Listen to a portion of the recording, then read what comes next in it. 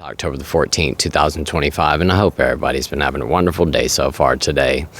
Guys, I'm sorry I didn't post my video up yesterday. I had to delete it last night. I was outside cutting my grass yesterday, and I didn't get done cutting the grass until like 3:30 in the afternoon, and I told myself I'm gonna get on the tractor for 1 hour. So I figured I'll be done by 4:30 and then I can go ahead and come inside, take a shower, and come out here and be ready to film by 5. That's not the way it happened. I didn't get done working on the driveway until 6:30 last night, and then I came home, took a quick shower, hopped out here and did a video, and it was just rushed. I was really tired when I was trying to film. It just was not a good video, and after I watched it last night, as a matter of fact, I had fallen asleep. My wife had to keep waking me up. I had the video, I was laying in the bed last night trying to watch the video before I posted it, and my wife kept going, "Hey, you gotta wake up, you haven't posted your video yet." And I had to get up and go sit on the front porch for a minute just so I wouldn't keep falling asleep. And I finished watching the video, and when I did, I was just like, no, I just really didn't feel comfortable posting that. It just wasn't a good video. I'm just being completely honest with you guys, and I'd rather not post than post just a trash video. Like I said, I was just really tired yesterday, and it just seemed rushed. It felt rushed. I couldn't get my the topic for today, for yesterday, like kind of wrapped around at the end of the video. I started off the video good, and then got halfway through it, kind of got off topic, and then tried to bring it all back together at the end, and I just didn't do a good job of it. So anyway, I'm doing a new video today, and I've got to go to Charleston here in just a little bit with my mom. She's coming to pick me up. It's about 9 o'clock in the morning right now. She'll be here in just a little bit to come get me, and we're heading down there. I'm not going to get back home until pretty late tonight. I've got a couple of appointments down there today, actually. So we're going to be in Charleston all day today, and I figured I'd go ahead and get today's video up early while I've got Wi-Fi here at the house. I'm trying to go ahead and get this video done, uploaded before I leave, so we'll see what happens with that. If not, there's Wi-Fi at the hospital I can upload while I'm there as well. So anyway, what I wanted to talk about today is just how hard it is to quit and stay sober with alcohol being everywhere. Let's say, for instance, you're addicted to a substance, for example, and I'm not going to name a substance. You just think of an illegal substance, whatever it may be, and, you go to stop using. You go and you delete all your contacts out of your phone, get rid of all of them, and now you don't have anybody to call. When it's a substance, and I'm not saying by any means that quitting one or the other is any easier. I'm just saying the availability of it makes it difficult to stay sober or to get sober. Because like I said, you quit using a substance, you remove all the contacts out of your phone, and then if you want to, score, you've either got to drive somewhere, go somewhere kind of sketchy, it's just not going to be as easy to get your hands on. But with alcohol, like I said, you go into any store for the most part, and it's right there in front of your face. You don't have to call somebody and meet somebody in a sketchy parking lot at 1 o'clock in the morning, and there's nothing like that. I mean, it's 100% totally legal as long as you're of age. You can go into any store that you would like and buy it. That's what I wanted to talk about today, because it does make it difficult. When you walk into, let's say, the grocery store, for instance, and you're just going in there to just grab a couple of groceries. You get down the first couple of aisles, depending on where it's located in your grocery store, and then a lot of times, for whatever reason, they always put the bread on the alcohol aisle. Why that is, I have no idea. But you need to go grab a loaf of bread, and you need to walk down that aisle, and there it is. It's just a full aisle of nothing but alcohol products. You've got all your different beers, your craft beers, your domestic beers, all your wines are usually on that aisle as well, and you've got all your imports and domestic wines and all this stuff. I mean, you get down that aisle and you have a problem with alcohol, it's like being a kid in a candy store. I mean, it's just whatever you want, whatever your heart desires, it's all right there. And depending on your state, Here in South Carolina, we don't sell liquor in grocery stores, but like when I went to Chicago, they sell liquor in the grocery stores there. So not only when you go into the grocery store do you have to worry about seeing beer and wine, but you also have to worry about seeing liquor in the grocery stores in some of these states. Man, that's got to be difficult. Here in South Carolina, I don't run across liquor unless I walk into a liquor store. There are ABC stores here in South Carolina. There's state regulations and all this kind of stuff that they have to follow. And if I'm going to see liquor, I have to like physically walk into a liquor store in order to see it. So I don't see liquor very often unless I go into a restaurant or something like that. And, you walk into a restaurant and there's the bar. It's like the central point of any restaurant for the most part is the bar. It's the focal point. As soon as you walk into the restaurant, most people's eyes go towards the bar. They usually have a big shelf with all kinds of liquor all across the back walls. There's all kinds of glassware up there. They just make the bar look nice, and there's all kinds of fancy stuff up there. And, there's always people usually sitting at the bar as well. And like I said, when you walk into a restaurant, that's where your eyes go, is right over there to the bar. It's like the biggest part of the restaurant. And there it is, right there in front of your face. Just that whole wall is just covered in liquor. And I know for myself, when I go to the restaurant, one time we went to a steakhouse here where I live, and they sat us right by the bar. So the whole time, the bartenders over there shaking up drinks, making drinks, all this stuff, and they were setting them right there at the end of the bar for the servers to come by and pick them up. And, that whole time when I was sitting at that table, I could see them doing that the whole time. They were loading up all these drinks. I could smell the alcohol, and it was very strong, and that triggered me that night. I really, truly did. But like I said, my point to today's video is just the difficulty of getting and staying sober with the availability of alcohol and how it's everywhere. It's so difficult to stay away from. But we can do it. We can say no. You walk into a Dollar General or something like that. There are so many Dollar Generals now. That company went crazy over the past few years. They have built Dollar Generals everywhere. I'm sure wherever you live, if you live in the United States, there's $10 Generals within 10 miles of you. They're everywhere, and they're a convenient place to stop in if you need to grab paper towels on your way home from work, or maybe you need to just pick up some ranch or something like that. It's just very convenient, little small store that you can grab things in. But guess one thing they do have in there as well? They have beer and wine right there. As soon as you walk into a Dollar General, it's usually right when you walk in, right on the right-hand side. It's one of the first things you normally see when you walk into a Dollar General. And there it is, beer and wine. You walk into any gas station, there is a humongous cooler in most gas stations that are completely loaded full of beer and wine products. And they usually also have a separate shelf in the gas station full of wine bottles as well. So you go into a grocery store just to grab some groceries. You go into the grocery store just to grab a loaf of bread and a gallon of milk. You're going to run across alcohol. You need to get gas. You're just running to the gas station to pay for your gas because all you have is cash at the moment. You walk in, you're going to see alcohol. You're on your way home from work. You just need to stop by Dollar General and grab some paper plates and paper towels. You're going to see alcohol right there. It's everywhere. So like I was talking about not that long ago when I went to the movie theaters with my kids. They sell alcohol in the movie theater as well.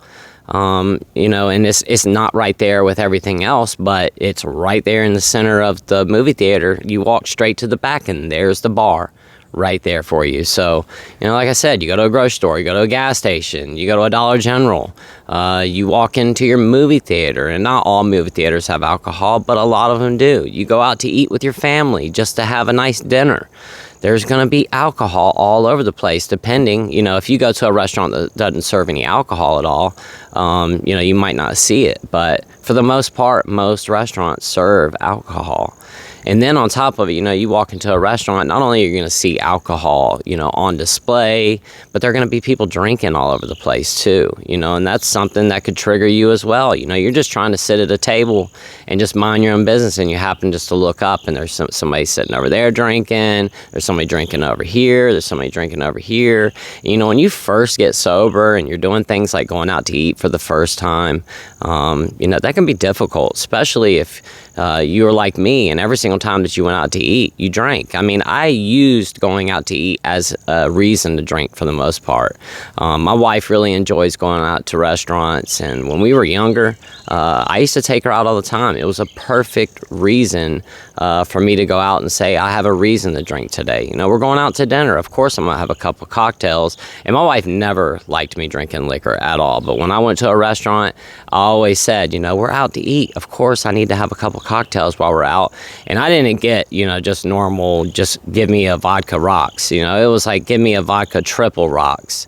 And I want the shots on the side so I can see it, so I can pour it in there myself. That's just how I was. I'd go out to a restaurant to have dinner, and I would spend $100 by myself drinking. It's just absolutely insane. I would sit down, and the first thing I would do when I would go to a restaurant is, if they had the really big beers, I would go ahead and order a really big beer. That way I had something to drink the whole entire time. I'd get my big beer, and then I would start ordering shots. Or I'd start ordering, like I said, triple vodka Sprite or something like that. And I would drink and drink and drink while we're all sitting down having dinner. And then, at the end of the meal, everybody's ready to go. And before I could even leave, I had to tell the server, they'd come by and drop off the check. And, excuse me, before I pay for this, can you bring me one more shot for the road? And then they'd have to go print another check and bring me another shot. My wife would be sitting across from me just shaking her head the whole time because I'm drinking even more. But once again, alcohol is everywhere. It's everywhere you go. It's so widely accepted in our society. You just want to go over, you get invited over to your next door neighbor's house for a hot dog barbecue or something, and a lot of times too, this is something that used to happen in my earlier years when I was in active addiction.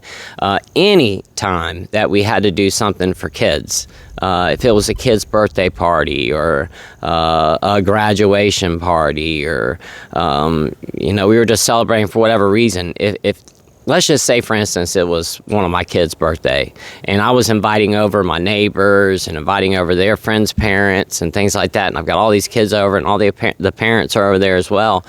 We use that as a reason to drink. So we would start, let's say we had a birthday party on a Saturday at noon, and we had one of those big bouncy houses, and we have a bunch of food out for the kids and for the adults and all that stuff. Well, most of the time, the kids would all be outside playing, and the adults would all be out inside for the most part, standing in the kitchen drinking. And we'd go outside too, but the adults would just be drinking beers and cocktails while the kids were playing and doing the birthday party thing. And every single time, okay, birthday party's over at 5. All right, guys, kids got to go home. Everybody's got to go on about their business, but all the adults that, let's say, were in my neighborhood, all the people that were my neighbors and things like that, as soon as that kid's birthday party was over at 5 o'clock, well, now it was time for the adult party. So all the adults had to come over for the kid's birthday party. We'd have all the kids go home, and then the adults would all hang out and get wasted drunk. Every single time that we had like a birthday party or something like that, we always used that as a reason to have an after party later on. We just looked for reasons and excuses to drink. And like I said, alcohol is so ingrained in our society. For graduations, for instance, what we do, we drink. Any kind of celebration, we cheers, we drink to it. Alcohol is part of our celebration in life. If somebody passes away, sometimes we'll drink for that. There'll be a bar at the funeral sometimes. It's just alcohol is involved in so many things in our society that it's, like I said, it's almost impossible to get away from. It's almost impossible to not see it. You would basically have to stay inside your house all day long, never leave, and never turn on the television, because guess what? You turn on your TV in your bedroom, you're going to get blasted with ads if you're watching any streaming service with ads for alcohol. Anytime I get on any streaming service that has commercials, there are always ads for alcohol that pop up. Like I said, alcohol is everywhere. But the key to it is just knowing what's going to happen if you go back and have that drink. You know, if you go out to eat and there's people drinking all around you and you're getting really triggered and you're thinking, you know what, I just can't take it anymore, really think about, if you get that drink, what that's going to mean. What's going to happen? Think about the consequences that are going to happen if you have that drink. Do you have the self-control to just have drinks on one night and not drink again for another month after that? Probably not. You know, most likely if you're watching this video right now, you probably don't. So why tempt fate and go back and try to have one drink? You know, for the most part, that if you go back and have a drink any day, that you're going to continue to drink after that. It's just the way it works. There's always an excuse. It's always, oh, I'm hungover and I need to drink today, or whatever it is. You know, we go back and have that one drink. It starts the cycle all over again. At least I know it did for myself every single time. But the point to today's video is that, like I said, is that we cannot avoid alcohol. It's just impossible to avoid. I don't care what you do. Like I said, the only thing that you can do to really avoid alcohol is just to stay home, locked in your house all the time and not turn on the television. That's the only way you're going to avoid it. If we have to go out into the world and do anything, we are going to run across alcohol at some point, and probably a lot. Like I said, just having a little neighborhood get together, there's probably going to be people drinking there. It's impossible to avoid, but it's not impossible to say no. It's not impossible to say, I'm sorry, but no thank you. You know, somebody offers you a drink, just say no. You don't have to explain yourself. You don't have to go into this whole explanation of, I've got a problem with alcohol, and if I have that one drink, I'm gonna, you know, and I relapse, it's gonna cause a whole chain reaction. And yeah, just say no, thank you. I'm not interested in a drink today. I've got too much stuff to do. No, thank you. You know, and if they keep pushing you, somebody keeps pushing you and pushing you and pushing you, maybe it's time to get out of there. You know, if they're just not getting the hint that you've said no and you've said it politely, and they keep pushing and pushing, like I said, maybe it's time to go somewhere else. You know, you walk into a restaurant and, you know, you go to sit down and there's people drinking all over the place around you, and you just don't feel comfortable in your sobriety yet to be sitting there, politely get up and leave. You walk into a grocery store and, you know, you've got to go down that alcohol aisle. You know, just keep your head turned in the opposite direction. Don't stop and stare at all the alcohol. You know, if you've got to go down that aisle really quick and just grab a loaf of bread, go down that aisle, grab that loaf of bread, and get off that aisle and go to the next one. You know, it's not going to help you to be standing there, walking slowly down past the beer aisle, looking at everything. I know that I don't do it. I walk into a gas station, I stay as far away from that the refrigerator with the alcohol in it as I possibly can. If I need to go in there and grab a water or something like that, I go straight to where that's at, grab what I need, and I go straight up to the counter. I don't diddle-daddle around looking at things. There's just no reason. Like I said, guys, you know, it's impossible to avoid alcohol. And like I said, that's one of the things that makes it very, very difficult in order to stay sober, because it is so widely accepted in our society. I mean, at the end of the day, for those of us that don't drink, that have gotten sober, we are the black sheep in our society for the most part. There's more people that drink, I would imagine, than don't drink. And not everybody that drinks has a problem with alcohol. You know, most people that drink don't have a problem.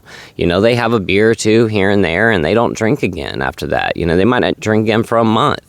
We're not like that. You know, we have one drink, we have 100. We start feeling a little buzz, we want to feel even better. We always take everything way too far. There is no stop button in us. It's just not programmed in us like that. You know, like I said, we start getting a little buzz, we got to take it too far. If you have to be at work at 4 o'clock in the morning the next day, it does not matter. You know, if you stop by the bar on your way home from work, how many times have you done this, where you stop by the bar on your way home from work, you're only going to have a couple beers with your friends, and before you know it, you find yourself stumbling in the house at 3 o'clock in the morning, and you know, you've got to be at work at 4. or whatever time it is. You know, you stay out way too late the night before you've got to be at work early in the morning. But it doesn't matter, because that night you start feeling great and nothing else matters when you're feeling good. You know, you put everything to the side. Your job gets pushed to the side. Your family gets pushed to the side. Your well-being gets pushed to the side. All that matters is, I just want to feel good right now.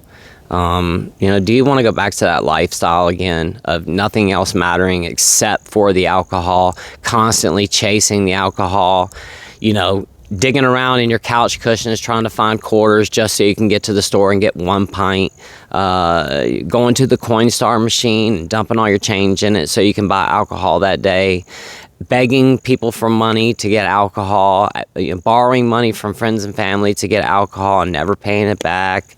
You know, just the crazy things that we do when we're in active addiction. Do you want to go back to that life all over again?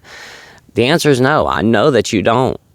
And like I said, there's going to be alcohol all around us in our sobriety. There's just no way to avoid it, but we can say no. We live our lives one day at a time. We have to take our sobriety one day at a time as well. And sometimes in the beginning, you know, we've got to take it 1 minute at a time. You know, especially in the beginning of our sobriety, it can be so difficult, you know, and all you're trying to do, you know, is just make it through the day. You know, wake up first thing in the morning, the first thing that pops in your head is, man, I'd like to have a drink. Especially if you're having a hard time, you know, you've had a hard week or whatever, and you wake up and you're like, man, I just want to have a drink. And the whole day is all you think about. You're pacing back and forth, just thinking about how all these bad feelings will go away if you just go to the store and get some alcohol. Like, everything will fix itself if you just run to the store. And, you know, those minutes can drag on and feel like hours almost as you're trying to get through your sobriety in the early stages. But it does get better. It does. And, you know, like I've been saying here recently, I still think about alcohol all the time. Do I think about alcohol as much as I did in my early sobriety? No, I do not. Do I spend my whole entire day thinking about alcohol? No, I do not. Yesterday, I didn't think about alcohol one time until I had to sit down and talk about or do my video yesterday afternoon. That was the first time I thought about drinking all day yesterday. I stayed so busy yesterday that it did not even cross my mind. Heck, I could barely even pay attention to the podcast I was listening to, because I was really trying to focus on what I was trying to get done. But, you know, like I said, I stayed so busy yesterday that it didn't even cross my mind. And I think that's one of the most important things that we can do in our sobriety is staying busy, finding things to do, find yourself a hobby, go for walks. Exercise is such an important thing. And I understand if you're sick right now and you can't get up, I completely get it. But try to do what you can. You know, if it's getting up, and going for a 5-minute walk, get up and do that 5-minute walk. Try to get out into the sunlight. Just try to stay as busy as you can. And if you're healthy and you can get up and you can exercise and do things, get up and do those things. Wear yourself out so that when you lay down in the bed at night, you're just going to fall asleep and you've made it through another day, another victory. This is one day at a time, guys. It truly is. We live our lives one day at a time. Once again, why wouldn't we take our sobriety one day at a time? This isn't easy. It's difficult. Like I said, alcohol is everywhere. It's everywhere you turn. There are triggers everywhere. It doesn't matter where you are, what you do, you're going to bump into alcohol. But the key is just realizing what that's going to do to your life, how it's going to negatively impact your life, because it will, and you know it will. Maybe write down a list of all the reasons that you got sober and keep those in your pocket. So anytime that you start to think about it, open it up and read it. Maybe put it in your phone somewhere. Maybe pick the top 5 reasons that you have gotten sober and write them down. Put them as a screensaver on your phone so that you see it all the time. Maybe get a tattoo of it on your hand or on your wrist or something. I don't know.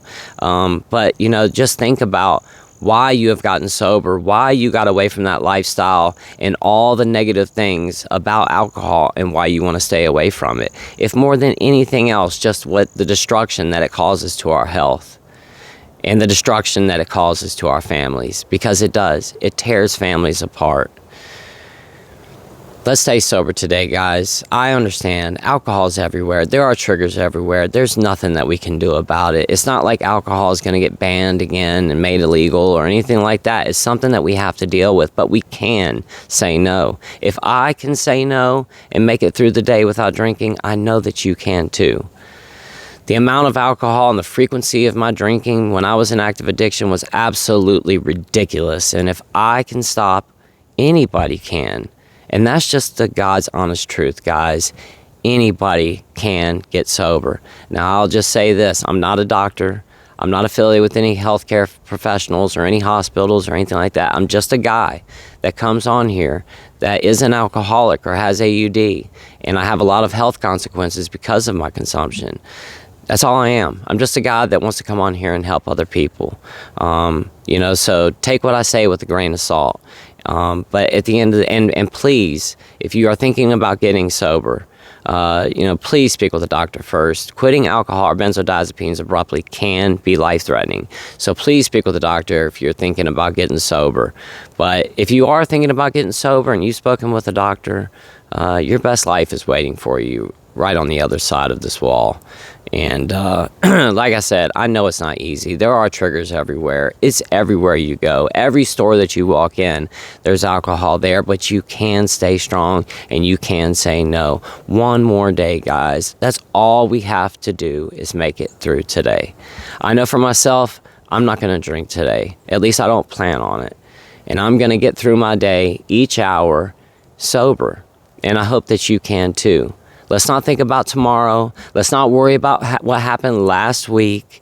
Let's not worry about whatever's coming up a month from now or whatever stressful thing that you're worrying about coming up 3 months from now or Christmas time and how are you going to go over to your parents' house sober during Christmas and all. Don't worry about that right now. Let's just get through each day. And when we get to that bridge, we'll cross it.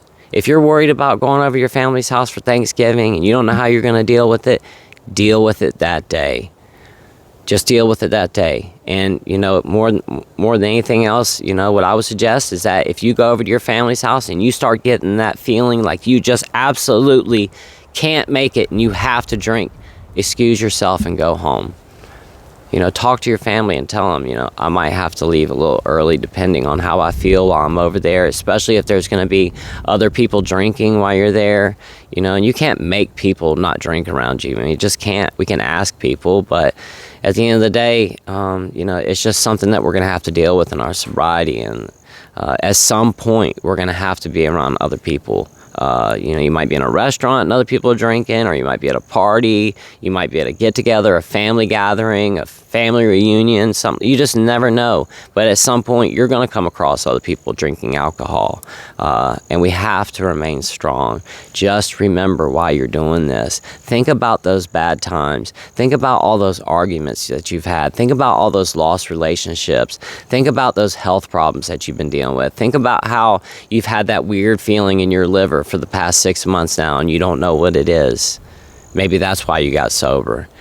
Don't go back to drinking, guys. Just don't. Let's stay sober today. It's not worth it. If more than anything else, it is not worth losing your health over a little buzz. I can promise you that it's not. Because if there is one thing that we take for granted every single day, it's our health. And we don't realize how important our health is until our health is gone. And that, I can promise you guys, for one more day, let's stay sober. I know that you can do it. I believe in each and every single one of you. Thank you so much for watching today, guys. I really do appreciate it. And I'm going to go in here and finish getting ready so I can head down to Charleston. I hope y'all have a wonderful rest of your day today. I love y'all so much. And like I said, let's stay sober one more day. I know that you can do it. I'll see you guys tomorrow. Love y'all so much.